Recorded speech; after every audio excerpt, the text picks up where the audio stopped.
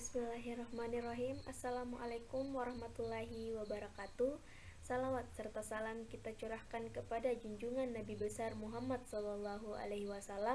Atas berkat dan limpahan rahmatnya kita dapat mengikuti perkuliahan daring pada mata kuliah Kapita Selekta Administrasi Pendidikan. Di sini kelompok saya akan membahas tentang pemberdayaan MBS di sekolah yang akan dibawakan oleh Nurhalisa Eka Putri, Ais Febrianti, dan saya sendiri Rahmatia. Baiklah, saya akan memaparkan materi yang pertama.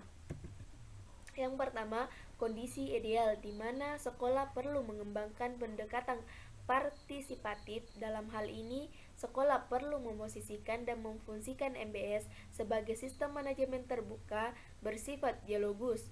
Sekolah perlu melibatkan masyarakat dan pemerintah dalam merumuskan tujuan pendidikan, kebijakan pendidikan, dan program-program pembelajaran.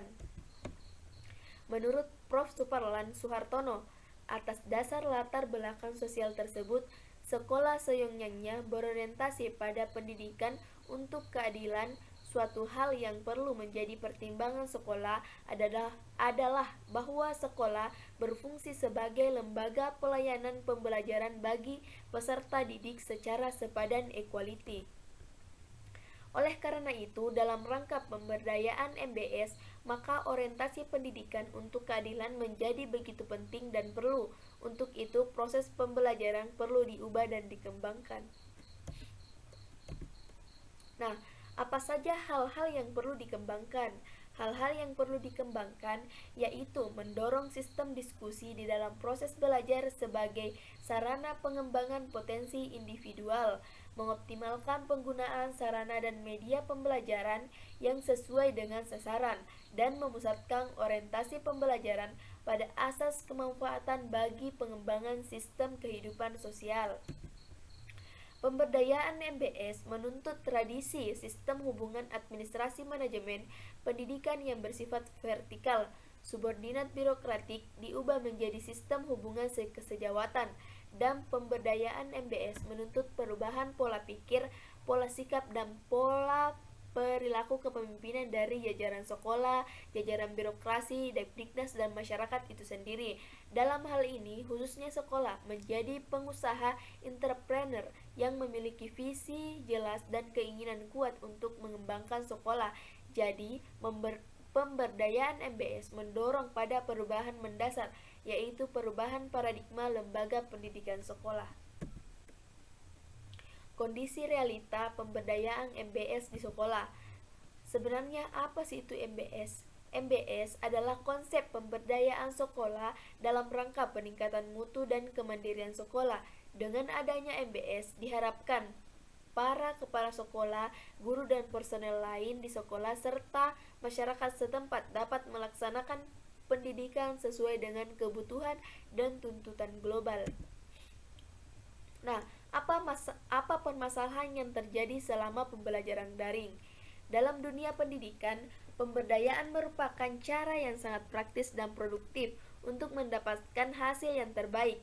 Demikian halnya dengan pengelolaan sarana dan prasarana sekolah sebagai alat penunjang keberhasilan pendidikan perlu mendapatkan pengelolaan yang baik.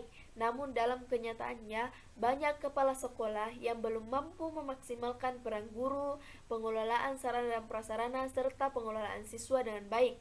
Faktanya, ketika pembelajaran dengan model daring dilaksanakan, mulai muncul banyak masalah-masalah dan kendala-kendala baru terkait pelaksanaan pembelajaran secara daring, baik oleh guru, orang tua, wali, dan siswa itu sendiri. Permasalahan yang terjadi saat ini ialah pemberian materi yang kurang dipahami oleh siswa, masalah internet, serta tugas-tugas yang diberikan guru. Juga guru mempunyai masalah dalam proses mengajar, salah satunya ialah tugas yang diberikan untuk siswa banyak tidak terkumpul dan jadi terbengkalai. Pengawasan orang tua terhadap pembelajaran siswa saat ini sangat diperlukan demi tercapainya pembelajaran yang baik. Perubahan pembelajaran dari tatap muka menjadi daring yang terjadi secara mendadak memunculkan berbagai banyak respon dan kendala bagi dunia pendidikan di Indonesia, tak terkecuali guru yang merupakan ujung tombak pendidikan yang langsung berhadapan dengan dosen. Solusi dari permasalahan tersebut ialah MBS dapat berjalan atau berlangsung secara efektif dan efisien, maka diperlukan dukungan dari sumber daya manusia yang profesional untuk mengoperasikan sekolah dan cukup sarana dan prasarana yang memadai untuk mendukung proses belajar mengajar, serta dukungan orang tua siswa atau masyarakat yang tinggi. Meski dalam kondisi yang serba terbatas karena pandemi COVID-19, tetapi masih dapat melakukan pembelajaran secara daring. Hanya hal yang menjadi hambatan orang tua yaitu harus menambah waktu untuk mendampingi anak-anak mereka. Sedangkan dari segi guru menjadi melek teknologi dan dituntut untuk belajar banyak, khususnya pembelajaran berbasis daring. Kerjasama yang baik antara guru, siswa dan orang tua siswa dan pihak sekolah menjadi faktor penentu agar pembelajaran daring lebih efektif. Nah, bagaimana pendapat teman-teman mengenai kondisi tersebut?